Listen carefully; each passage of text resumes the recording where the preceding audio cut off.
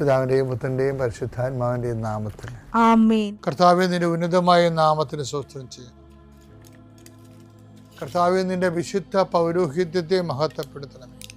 കർത്താവേ, സഭയിലുള്ള സാന്നിധ്യം പ്രകടമാക്കണമേ. 40 വർഷം അർപ്പിച്ച കുർബാനയുടെ യോഗ്യതയാൽ കൃപാസ്ഥാനത്താരെ ജീവനോടെ പ്രത്യക്ഷപ്പെട്ട പരിശുദ്ധ അമ്മയുടെ പ്രത്യക്ഷീകരണ സ്ഥിരീകരണത്തിനായി ഇന്ന് കൃപാസ്ഥാനത്താരെ നടക്കുന്ന 10,000-കണക്കിന് മനുഷ്യരുടെ പ്രാർത്ഥനയോട് കൂടെ ദൈവവേദലെ ഞാൻ നിന്നെ ഈശോനാമത്തിൽ ആശീർവദിക്കുന്നു. ഇന്ന് അങ്ങയുടെ മക്കളെ പ്രാർത്ഥന കൂടുന്ന എല്ലാ മക്കൾക്ക് വേണ്ടി പ്രാർത്ഥിക്കുകയാണ്. കർത്താവെ, മനസ്സ് വേദനിക്കുന്ന എല്ലാ വിഷയങ്ങളും, അവരുടെ മനസ്സ് വേദനിപ്പിക്കുന്ന എല്ലാ വ്യക്തികളും ഇപ്പോഴും ഈശോയുടെ നാമം നിർവീര്യമാകട്ടെ. കർത്താവെ, മനസ്സ് വിഷമിപ്പിക്കുന്ന സാഹചര്യങ്ങൾ, ചെയ്തെടുക്കേണ്ട ഉത്തരവാദിത്തങ്ങൾ, മറ്റുള്ളവർ നമ്മളെ പഴി പറയാൻ സാധ്യതയുള്ള എല്ലാ വിഷയത്തിൻ്റെ മേലും കർത്താവിൻ്റെ കരുണ ചൊരിയുകയും നിങ്ങളെ കർത്താവ് ഇന്ന് നിലനിർത്തി തരികയും ചെയ്യട്ടെ. നിങ്ങൾ പോകുന്ന വഴികൾ, കണ്ടുമുട്ടുന്ന വ്യക്തികൾ, ചെയ്യുന്ന കാര്യങ്ങൾ, യാത്ര ചെയ്യുന്ന വാഹനങ്ങൾ, ഒപ്പിടുന്ന പേപ്പറുകൾ, കൈമാറുന്ന രേഖകൾ, കഴിക്കുന്ന മരുന്ന് എല്ലാം മാതാവിൻ്റെ മധ്യസ്ഥതയിൽ യേശുനാമത്തിൽ അനുഗ്രഹിക്കപ്പെടുകയും നീ ദൈവത്തെ അനുഭവിക്കാൻ ഇന്ന് നിന്നെ സഹായിക്കുകയും ചെയ്യട്ടെ. നിത്യം പിതാവും പുത്രനും പരിശുദ്ധാത്മാശ്രേഷ്ഠ നീക്കുവാണ്. അമ്മേ പരിശുദ്ധ അമ്മേ, അമ്മേ പരിശുദ്ധ ദൈവമാതാവേ, കൃപാസനത്തിലൂടെ ഞങ്ങൾക്കും ഞങ്ങളുടെ ദേശത്തിനും അമ്മ മധ്യസ്ഥം തേടി തന്ന എല്ലാ അനുഗ്രഹങ്ങൾക്കും കൃപകൾക്കും ഞങ്ങളിപ്പോൾ ഹൃദയം നിറഞ്ഞ നന്ദി പറയുന്നു. അമ്മേ പരിശുദ്ധമ്മേ ദൈവമാതാവേ, 2004 ഡിസംബർ 7 ഉച്ചകഴിഞ്ഞ് 2:30 കൃപാസനത്തിൽ സംഭവിച്ച അമ്മയുടെ പ്രത്യക്ഷപ്പെടലിനെ കുറിച്ച് തിരുസഭയ്ക്ക് സമർപ്പിച്ചിരിക്കുന്ന പഠനരേഖകളുടെ മേൽ സഭാത്മകമായ പഠനം ആരംഭിക്കുവാൻ ഞങ്ങൾ പ്രാർത്ഥിക്കുന്നു. അമ്മേ പരിശുദ്ധമേ, ഭൂസ്വർലോകങ്ങളുടെ രാജ്ഞിയായ അങ്ങേയ്ക്ക് ഭൗമസംരക്ഷണത്തിനായി പ്രപഞ്ചപ്രകൃതിയെ തന്നെ തിരുസഭ പ്രതിഷ്ഠിക്കുവാൻ ഈ പ്രത്യക്ഷീകരണം വഴി ഇടയാക്കണമേ. പരിശുദ്ധമേ, ജപമാല മാതാവേ, സകല കൃപാസനം പ്രാർത്ഥനയോടും ഞങ്ങളിപ്പോൾ പ്രാർത്ഥിക്കുന്ന ഈ കുടുംബത്തിന്റെ പ്രത്യേക നിയോഗം പറ മക്കളെ.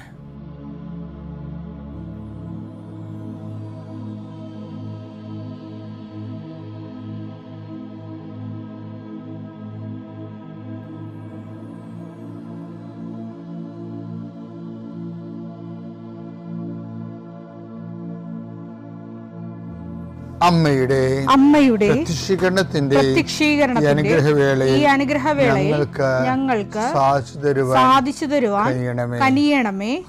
ആമേൻ. വിശ്വാസ പ്രമാണം.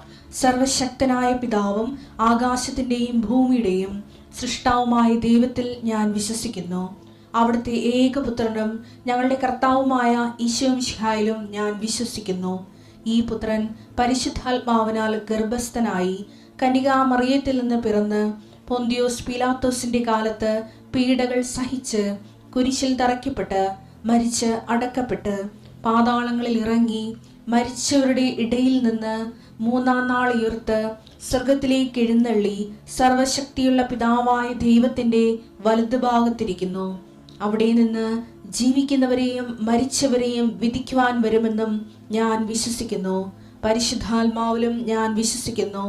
വിശുദ്ധ കത്തോലിക്കാ സഭയിലും പുണ്യവാന്മാരുടെ ഐക്യത്തിലും പാപങ്ങളുടെ മോചനത്തിലും ശരീരത്തിന്റെ ഉയർപ്പിലും നിത്യമായ ജീവിതത്തിലും ഞാൻ വിശ്വസിക്കുന്നു. ആമേൻ. സുഖസ്ഥനായ ഞങ്ങളുടെ പിതാവേ, അങ്ങയുടെ നാമം പൂജിതമാകണമേ. അങ്ങയുടെ രാജ്യം വരണമേ. അങ്ങയുടെ തിരുമനസ് സ്വർഗത്തിലെ പോലെ ഭൂമിയിലും ആകണമേ. അന്നു വേണ്ടുന്ന ആഹാരം ഇന്ന് ഞങ്ങൾക്ക് തരണമേ. ഞങ്ങളോട് തെറ്റ് ചെയ്യുന്നവരോട് ഞങ്ങൾ ക്ഷമിക്കുന്നത് പോലെ ഞങ്ങളുടെ തെറ്റുകൾ ഞങ്ങളോടും ക്ഷമിക്കണമേ. ഞങ്ങളെ പ്രലോഭനത്തിൽ ഉൾപ്പെടുത്തരുതേ, തിന്മയിൽ ഞങ്ങൾ രക്ഷിക്കണമേ. ആമേൻ. നന്മ നിറഞ്ഞ മറിയമേ, സ്വസ്തി. കർത്താവ് അങ്ങയുടെ കൂടെ സ്ത്രീകളിൽ അങ്ങ് അനുഗ്രഹിക്കപ്പെട്ടവളാകുന്നു. അങ്ങയുടെ ഉദരത്തിൻ ഫലമായി ഈശോ അനുഗ്രഹിക്കപ്പെട്ടവനാകുന്നു. പരിശുദ്ധ മറിയമേ, തമ്പുരാന്റെ അമ്മേ, പാപികളായ ഞങ്ങൾക്ക് വേണ്ടി ഇപ്പോഴും ഞങ്ങളുടെ മരണസമയത്തും തമ്പുരാനോട് അപേക്ഷിക്കണമേ. ആമേൻ.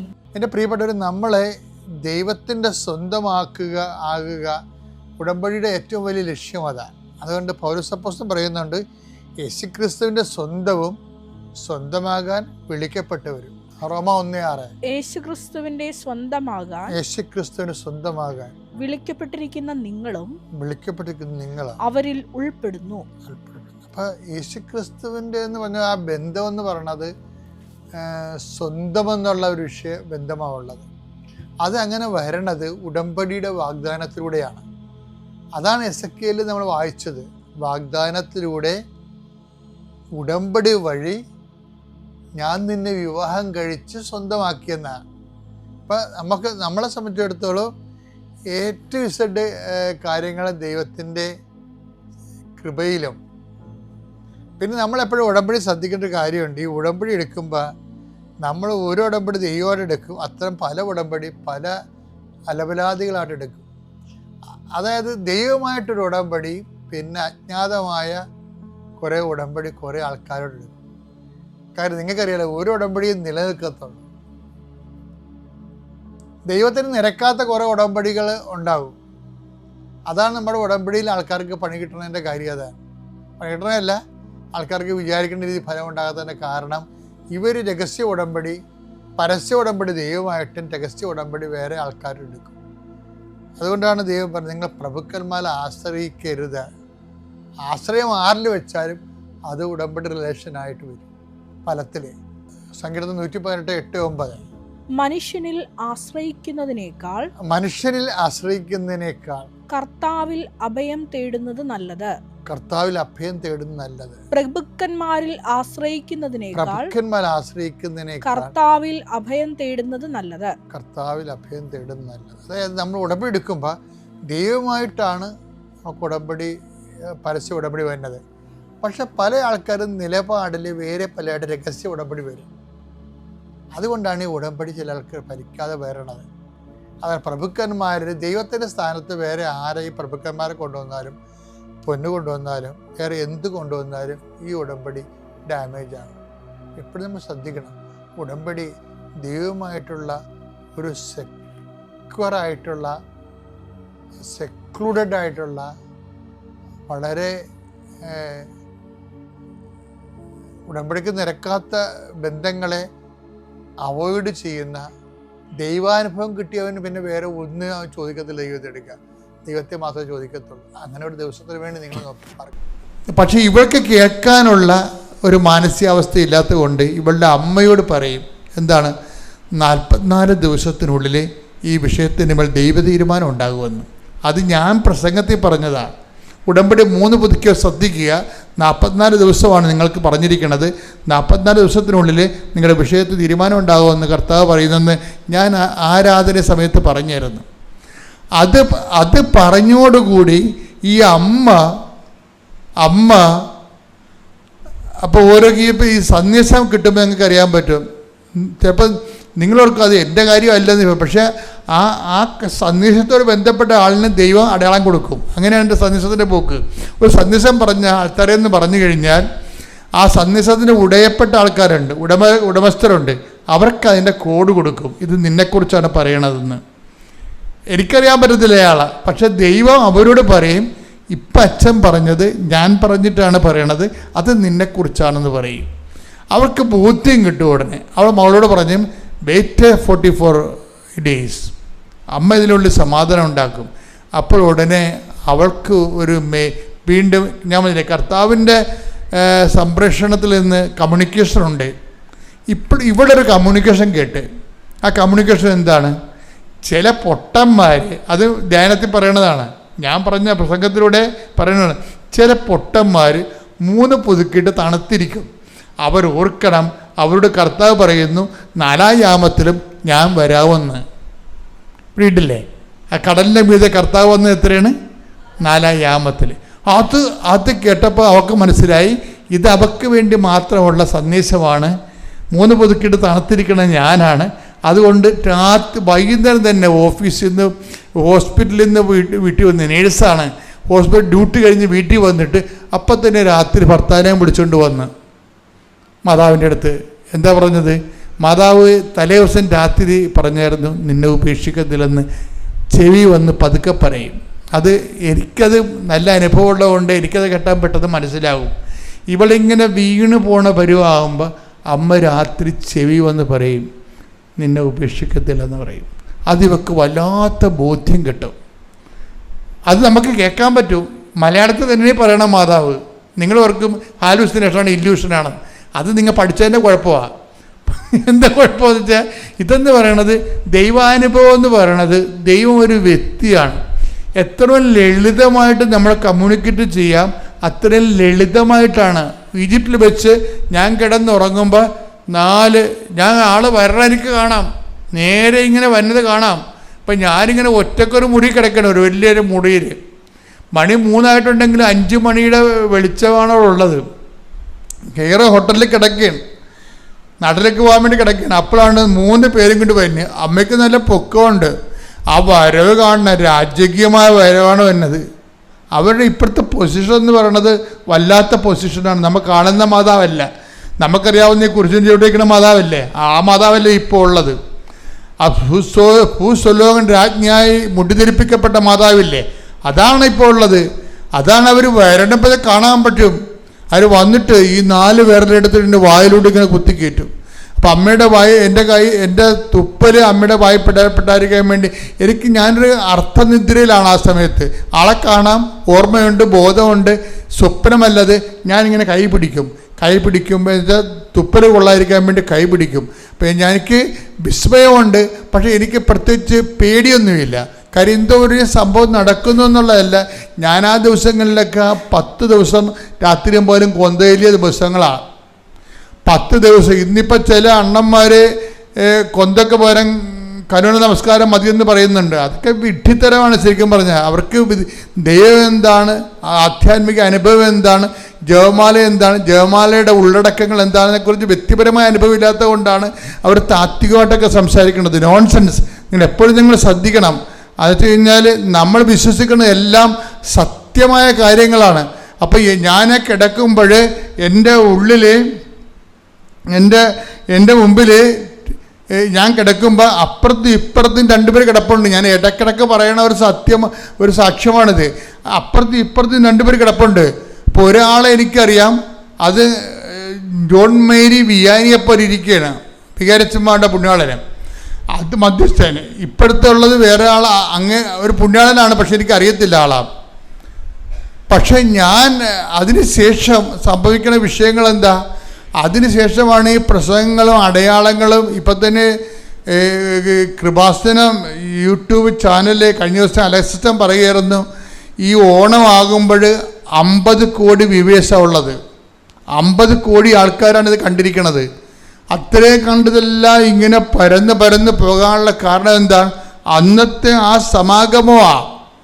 നമ്മൾ വിശ്വസിക്കുന്ന കാര്യങ്ങളെല്ലാം സത്യമായ കാര്യങ്ങൾ കൊണ്ട് തന്നെ നിങ്ങൾ പല ഉടമ്പടി എടുത്തിരിക്കണത് ആ പഴയ ഫോർമാറ്റിലാണ് എടുത്തിരിക്കണത്.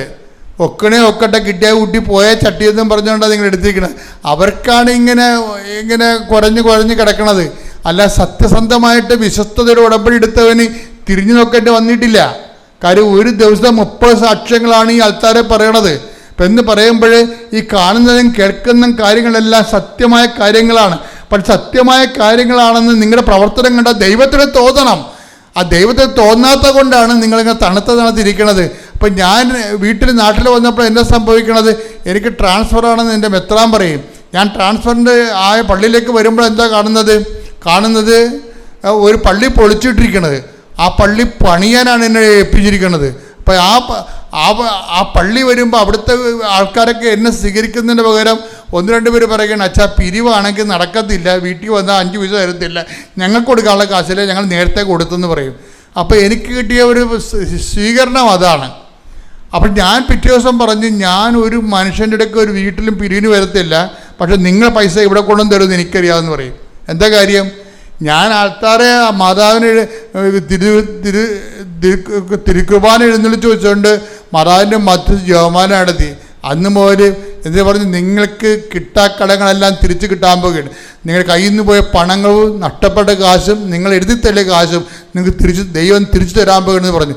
പിറ്റേ ദിവസം ഒരു സെബാസ്റ്റ്യൻ പരിച്ചേരി എന്നും പറഞ്ഞൊരു മനുഷ്യൻ വന്നും പറഞ്ഞ് 4 ലക്ഷം രൂപ ആയിരിക്കുമെന്ന്. ഞാൻ പറഞ്ഞു എന്ത് പറ്റി? എനിക്ക് 8 ലക്ഷം രൂപ ഉണ്ടായിരുന്നു, എനിക്ക് തരാണ്ടായിരുന്നൊരു വ്യക്തി, അത് ഞാൻ എഴുതി തള്ളിയതാണ്, അയാൾ ഇന്നലെ കൊണ്ടുവന്ന് തന്നത് 4 ലക്ഷം അച്ഛൻ ഇരിക്കട്ടെ എന്ന്. അപ്പോൾ എനിക്ക് മനസ്സിലായി മാതാവ് പണി തുടങ്ങിയെന്ന് മനസ്സിലായി. അപ്പോൾ എനിക്ക് മനസ്സിലായി മാതാവ് പള്ളി പണിയും, എനിക്കൊരു പ്രശ്നവുമില്ല.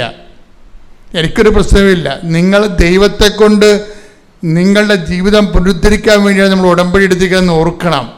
അപ്പം അങ്ങനെ വരുമ്പോഴുണ്ടാവുന്ന വിഷയം എന്ന് പറയണത്, നമ്മൾ ദൈവ തിരുസന്നിധി നിൽക്കുമ്പോൾ ഇപ്പം തന്നെ എന്താ വിഷയം, ഞാനിപ്പോൾ ഈ ഇടവക ചാർജ് എടുക്കാൻ വരുമ്പോൾ ഞാൻ ചാർജ് എടുക്കുമ്പോൾ ഞാൻ നോക്കുമ്പോൾ ആ ഇടവകയുടെ മധ്യസ്ഥൻ ആരാണ്? ആ ഇടവകയുടെ മധ്യസ്ഥൻ ഔസേപ്പിതാവാണ്. പക്ഷേ ഔസേപ്പിതാവിൻ്റെ രൂപത്തിനടുത്ത് ഞാൻ വരുമ്പോഴാണ് എനിക്ക് മനസ്സിലാവണത് ഈജിപ്തിൽ എൻ്റെ കൂടെ കിടന്ന് ഉറങ്ങിയെന്ന് പറഞ്ഞ കക്ഷി എനിക്ക് മനസ്സിലാകാതിരുന്ന കക്ഷി ഇതാണ്. അപ്പം നിങ്ങൾ ഓർക്കും എനിക്ക് ഔസേപ്പിതാവിനെ മനസ്സിലാകത്തില്ല. എനിക്ക് ഔസേപ്പിതാവിനെ മനസ്സിലാകും, പക്ഷേ ഈജിപ്തിൽ കിടന്നുറങ്ങിയ ഔസേപ്പിതാവ് എന്ന് പറഞ്ഞാൽ ഞാൻ കണ്ടു പരിചയമുള്ള ആളല്ല. പക്ഷേ അതേ രൂപം തന്നെയാണ് ഈ പള്ളി ഇരിക്കണത്, ഞാൻ ചെന്ന പള്ളി ഇരിക്കണത്. അപ്പം അമ്മ എന്താ പറഞ്ഞത്? വികാരത്തിൻ്റെ പുണ്യാളെ കാണിച്ചിട്ട് ഈ പള്ളിയുടെ വികാരിയായിട്ട് നിന്നെ വിടുകയാണ്. ഈ പള്ളി അവിടെ ചെന്ന് നീ വിഷമിക്കൊന്നും വേണ്ട, പള്ളി ഞാൻ തന്നെ പണിതുള്ളൂ, നീ വിഷമിക്കേണ്ടത് എന്താണ്? എന്നിട്ട് ഈ കൈ വായിലിറക്കി തന്നിട്ട് എന്ത് അധികാരമാണ് അമ്മയ്ക്ക്? അന്ന് മുതലാണ് ഇങ്ങനെയൊക്കെ സംസാരിക്കാൻ തുടങ്ങിയത്. ഞാൻ സിമ്പിളായിട്ട് സംസാരിക്കും, ജീവിതത്തെ ബന്ധിയായി സംസാരിക്കും. ഞാൻ സംസാരിക്കേണ്ട കർത്താവ് ഏറ്റെടുക്കും, അത് നിങ്ങൾക്ക് ഫലമായി തീരും. അങ്ങനെ നമ്മൾ ദൈവത്തിൽ ജീവിക്കും. കൈയടിക്കട്ടെ, ശ്രുതിക്കട്ടെ, ഹല്ലേലൂയ. പിന്നെ എനിക്ക് ഭയങ്കരമായിട്ട് ഒരു ദിവസം പെട്ടെന്ന് ഭയങ്കര ക്ഷീണവും തളർച്ചയൊക്കെ വന്നിരുന്നു. ഞങ്ങൾ ഇതുവഴി പോയപ്പോൾ ഇവിടെ ഒന്ന് കയറിയിട്ട് പോയിരുന്നു. അതിനുശേഷം വീട്ടിൽ ചെന്നതിന് ശേഷം എനിക്ക് ഭയങ്കര ക്ഷീണവും തളർച്ചയായിരുന്നു. എന്താണെന്ന് അറിയില്ല, എനിക്ക് ഭയങ്കര കോൺസ്റ്റിപ്പേഷനൊക്കെ ഉണ്ടായി. അങ്ങനെ ഞാൻ തന്നെ സ്വയം ചെക്ക് ചെയ്തപ്പോഴും മനസ്സിലായി ഉള്ളിലൊരു മുഴയുണ്ടെന്ന്.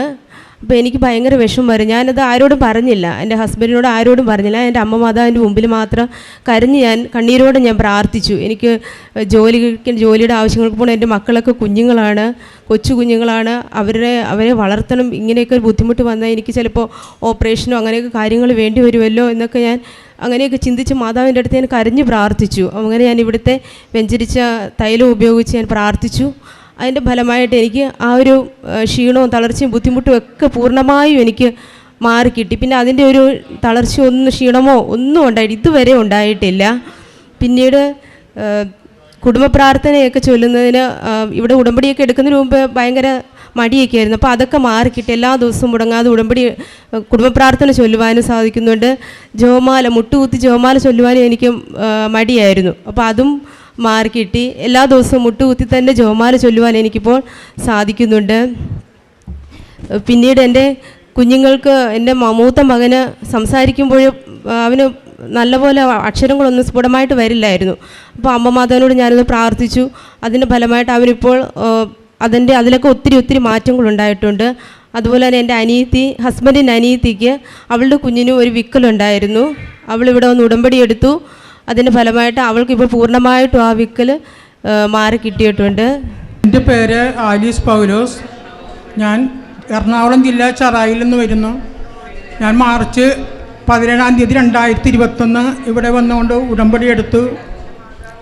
ഞാൻ 18 കൊല്ലമായിട്ട് എൻ്റെ ഭയങ്കര കാലുവേദനയായിരുന്നു, കാൽമുട്ട് തേയ്മാനം മൂലം. പക്ഷേ ഇനി ഇവിടെ വന്ന് പിറ്റേ ദിവസം തന്നെ എനിക്ക് മരുന്നില്ലാതെ ഈ നിമിഷം വരെ നടക്കുവാൻ സാധിക്കുന്നുണ്ട്. ഒരുപാട് എനിക്ക് ബുദ്ധിമുട്ടുണ്ടായിരുന്നു, മുട്ടുകുത്തുവാനും ബുദ്ധിമുട്ടായിരുന്നു.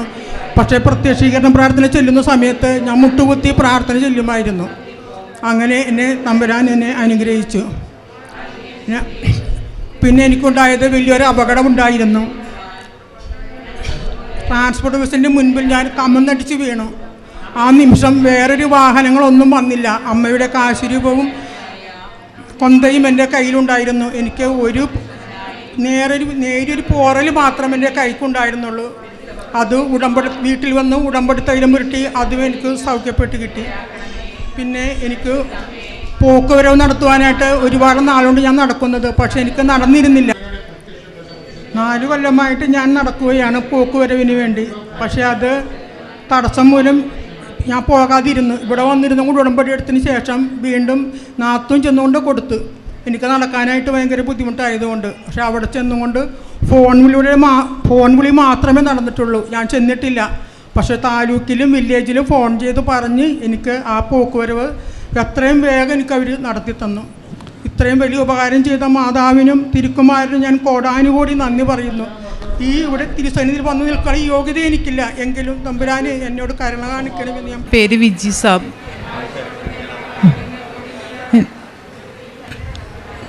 എൻ്റെ പേര് വിജി സാബു, ഇരുമ്പനം നിർമ്മലാംബിക ചർച്ച്, തൃപ്പൂണിത്തറ. മെയ് 2007 2019 ഞാൻ ഉടമ്പടി എടുത്തത്. എൻ്റെ ഭർത്താവിന് 1 വർഷത്തിന് മേലുണ്ടായിരുന്ന ഷുഗർ മൂലം കാല് പഴുത്ത് വ്രണമായിട്ടിരുന്നത്. ഉടമ്പെടുത്ത മൂലം അച്ഛനെ കണ്ട് അച്ഛൻ പറഞ്ഞു, അച്ഛന് തലയിൽ കൈവച്ച് പ്രാർത്ഥിച്ചു. അതിന് ഫലമായി ഉടമ്പടി തൈലവും ഉപ്പും ഉപയോഗിച്ച് പൂർണ്ണമായും കരിഞ്ഞുണങ്ങി തന്നു. എന്തുമാത്രം ഉണ്ടായിരുന്നു മുറിവ് എന്തുമാത്രം ഉണ്ടായിരുന്നു? ഒരു വിരലിട്ടാൽ ഡോക്ടർ വിരലിട്ടിട്ട് നല്ലോണം കൈ നല്ല ആഴത്തിലുള്ള മുറിവായിരുന്നു. ഈ മകൾക്ക് എനിക്ക് ഒരു 20 വർഷത്തിന് മേൽ പഴക്കമുണ്ടായിരുന്ന ശ്വാസം മുട്ടൽ ഉടമ്പടി എടുത്തതുപോലെ പൂർണ്ണമായും ഇന്ന് വരെ എനിക്ക് അസുഖം വന്നിട്ടില്ല. ഇതുകൂടാതെ എൻ്റെ മകൾക്ക് ഡിഗ്രി കഴിഞ്ഞ ഉടനെ തന്നെ നല്ലൊരു ജോലിയിൽ പ്രവേശിക്കാൻ സാധിച്ചു. അതുപോലെ ഞങ്ങൾക്ക് ഒരു കട തുടങ്ങാനുള്ള വലിയ ആഗ്രഹം ഉണ്ടായിരുന്നു. ഇവിടെ കൃപാസനത്തിൽ വിളിച്ച് പറഞ്ഞു. അതിന് ഫലമായി ഈ മെയ് 7-ാം തീയതി, കഴിഞ്ഞ വർഷം മെയ് 7-ാം തീയതി കട തുടങ്ങാനുള്ള അനുഗ്രഹം അമ്മ തന്നു. ഞങ്ങൾക്ക് ചെറുതും വലുതുമായിട്ടുള്ള ഒത്തിരി അനുഗ്രഹങ്ങൾ അമ്മ തന്നിട്ടുണ്ട്. സാക്ഷ്യം പറയാൻ താമസത്തിൽ മാപ്പ് പറയുന്നു. അമ്മയ്ക്കും കൃപാസമാതാവിനും 1000 നന്ദി. എൻ്റെ പേര് ഗ്രേസി ജോസഫ്. ഞാൻ പൊള്ളേത്തയിൽ നിന്ന് വരുന്നു. ഞാൻ 18-ലാണ് ഉടമ്പടി എടുത്തത്. എനിക്ക് 8 വർഷത്തിന് മുമ്പ് നടുവിന് ഭയങ്കര വേദനയായിരുന്നു. വേദന ആയിട്ട് ഞാൻ കുറേ മരുന്നൊക്കെ പുരട്ടിയെങ്കിലും ഒന്നും മാറിയില്ല. ഞാൻ ഡോക്ടറെ കാണാൻ ചെന്നപ്പോൾ എന്നോട് സ്കാൻ ചെയ്യാൻ പറഞ്ഞു. സ്കാൻ ചെയ്തപ്പോൾ ഡോക്ടർ പറഞ്ഞു 2 കിഡ്നിയിൽ ഒരെണ്ണം കാണുവാനില്ല, 1 കിഡ്നി മാത്രമേ ഉള്ളൂ, അത് ചെറിയ തോതിൽ മാത്രമേ പ്രവർത്തിക്കുന്നുള്ളൂ. വീണ്ടും എന്നോട് ബ്ലഡ് ചെക്ക് ചെയ്യാൻ പറഞ്ഞു. ബ്ലഡ് പരിശോധിക്കാൻ കൊടുത്തപ്പോൾ ഞാൻ മാതാവിനെ വിളിച്ച് എപ്പോഴും നിരന്തരമായിട്ട് പ്രാർത്ഥിച്ചതിൻ്റെ ഫലമായി ബ്ലഡിൽ എനിക്ക് അപ്പോഴും 1 കിഡ്നി മാത്രമേ ഉള്ളൂ. പക്ഷെ അത് കുഴപ്പമില്ല, അത് നല്ലപോലെ പ്രവർത്തിക്കുന്നു എന്ന് പറഞ്ഞു. അത് കഴിഞ്ഞ് ഈ 8 വർഷത്തിനുള്ളിൽ ഞാൻ ഡോക്ടറെ കാണാൻ പോകാനോ ഒന്നും പറ്റില്ല. ഈ കഴിഞ്ഞതിൻ്റെ മുമ്പത്തെ മാസം എനിക്ക് വീണ്ടും നടുവിന് വേദന വന്നു. വേദനയായിട്ട് എനിക്ക് 1 കപ്പ് വെള്ളം പോലും കുനിഞ്ഞെടുക്കാൻ പറ്റാത്ത അവസ്ഥയായി. അങ്ങനെ ഞാൻ ജോലിക്കൊന്നും പോകാതെ വീട്ടിൽ തന്നെയായി. ഞാൻ വീണ്ടും ഡോക്ടറെ കാണാൻ ചെന്നപ്പോൾ ഡോക്ടർ പറഞ്ഞ് തനിക്ക് ആ സ്കാൻ ചെയ്ത റിസൾട്ടുമായിട്ടാണ് ഞാൻ ചെയ്യുന്നത്. റിസൾട്ടുമായിട്ട് ചെന്നപ്പോൾ ഡോക്ടർ ഇത് നോക്കിയിട്ട് എന്നോട് പറഞ്ഞ് ഇത് എക്സ്റേ എടുക്കണം, തനിക്ക് ഒരു മരുന്നും ഇപ്പോൾ തരാൻ പറ്റില്ല, പോയി എക്സ്റേ എടുത്തുകൊണ്ട് വരാൻ പറഞ്ഞു. എക്സ്റേ എടുത്തപ്പോൾ എനിക്ക് മൂത്രത്തിൽ കല്ലാണ് കിഡ്നിയിൽ. അങ്ങനെ ഞാൻ ഡോക്ടർ പറഞ്ഞ ഇങ്ങനെ ഇരിക്കുന്ന സമയത്ത് തനിക്ക് ഒരു കാര്യം കിഡ്നിയുടെ ഡോക്ടറെ കാണാൻ പറഞ്ഞു. ഞാൻ വീണ്ടും കിഡ്നിയുടെ ഡോക്ടറെ കാണാൻ പോയി ഡേറ്റ് കൊടുത്ത് കിഡ്നിയുടെ ഡോക്ടറെ കാണാൻ ചെന്നപ്പോൾ ഡോക്ടർ എൻ്റെ അടുക്കെ പറഞ്ഞ് ഇത് സ്കാൻ ചെയ്യണം, അല്ലാതെ തനിക്ക് ഒരു മരുന്നും തരാൻ പറ്റിയല്ല, വേറെ മരുന്നൊന്നും തനിക്ക് കഴിക്കാൻ പറ്റാത്തതുകൊണ്ട് മരുന്നൊന്നും തരാൻ പറ്റിയല്ല, ഈ വേദന എന്തെങ്കിലും ഓയിൽമെൻറ്റോ എന്തെങ്കിലും പുരട്ടി കുറച്ച് ദിവസം നീക്കി എന്നിട്ട് സ്കാൻ ചെയ്തിട്ട് നമുക്ക് എന്താണെന്ന് വെച്ചാൽ ചെയ്യാമെന്ന് പറഞ്ഞു. അപ്പോൾ സ്കാൻ ചെയ്യാൻ അടുത്ത ആഴ്ചയിലേക്ക് എനിക്ക് സ്കാൻ ചെയ്യാനായിട്ടുള്ള തീയതി ഇട്ട് തന്ന് ഞാൻ CT സ്കാൻ ചെയ്യാനായിട്ട് പോകുന്ന രാവിലെ തന്നെ ഞാൻ പ്രത്യക്ഷ പ്രാർത്ഥന ചൊല്ലിയപ്പോൾ ഞാൻ എൻ്റെ അമ്മ പ്രദക്ഷിണ പ്രാർത്ഥന ചൊല്ലിയപ്പോൾ എൻ്റെ അമ്മയോട് ഞാൻ പറഞ്ഞു, അമ്മേ ഞാൻ സ്കാൻ ചെയ്യാൻ പോയാണ്, സഞ്ചരിക്കുന്ന എൻ്റെ അമ്മ മാതാവാണ്, എൻ്റെ കൂടെ വന്നുകൊണ്ട് എനിക്ക് എന്താണ് ചെയ്തു തരേണ്ടത് അത് അവിടുന്ന് എനിക്ക് ചെയ്തു തരണം എന്ന് പറഞ്ഞ് ഞാൻ വണ്ടിയിലിരിക്കുമ്പോഴൊക്കെ ഞാൻ 33 വിശ്വാസ പ്രമാണം ചൊല്ലിക്കൊണ്ട് അത് സ്കാൻ ചെയ്യാൻ ചെന്ന് കഴിഞ്ഞപ്പോൾ അവിടെ ഇരുന്ന് ഞാൻ പ്രത്യക്ഷകരണ പ്രാർത്ഥന ചൊല്ലാൻ തുടങ്ങി.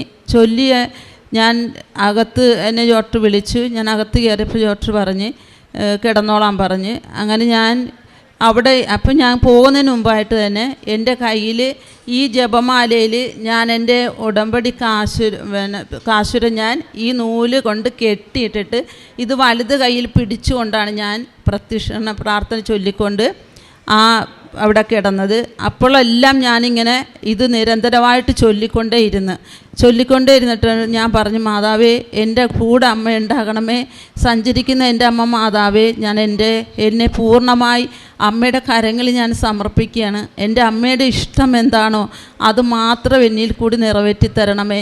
എന്നിട്ട് ഞാൻ ഈശോയോട് പറഞ്ഞു, ഈശോയെ അങ്ങയിൽ ഞാൻ ആശ്രയിക്കുന്നു, അങ്ങയിൽ ഞാൻ ശരണം വെക്കുന്നു. അപ്പോൾ ഫിലിപ്പിൽ 4 ഞാൻ എന്നും ആ വചനം വായിക്കുമ്പോൾ അത് നിരന്തരം വായിക്കും. നിങ്ങൾ എപ്പോഴും സന്തോഷമായിട്ടിരിക്കുവിൻ. വീണ്ടും ഞാൻ നിങ്ങളോട് പറയുന്നു, നിങ്ങൾ സന്തോഷമായിട്ടിരിക്കും, കർത്താവ് നിങ്ങളുടെ അടുത്തെത്തിയിരിക്കുന്നു. ഈ വചനം ഞാൻ നിരന്തരം എപ്പോഴും വായിക്കുമായിരുന്നു. അങ്ങനെ ഞാൻ സ്കാൻ ചെയ്ത് പിറ്റേ ദിവസം റിസൾട്ടിന് ചെന്നപ്പോൾ റിസൾട്ടിൽ എനിക്ക് 8 വർഷത്തിനു മുമ്പ് കാണാതിരുന്ന കിഡ്നി 2ഉണ്ട്. പക്ഷേ 1 ചുരുങ്ങിയിരിക്കുകയാണ്. എന്നാലും 2ഉം എനിക്ക് നല്ലതുപോലെ പ്രവർത്തിക്കുന്നുണ്ട്. 1 ചുരുക്കലുണ്ട്. അങ്ങനെ അമ്മ മാതാവ് എനിക്ക് ചെയ്തു തന്ന ഈ വലിയ കൃപയോർത്ത് എൻ്റെ അമ്മയ്ക്കും ഈശോയ്ക്കും കോടാനുകോടി നന്ദി പറയുന്നു.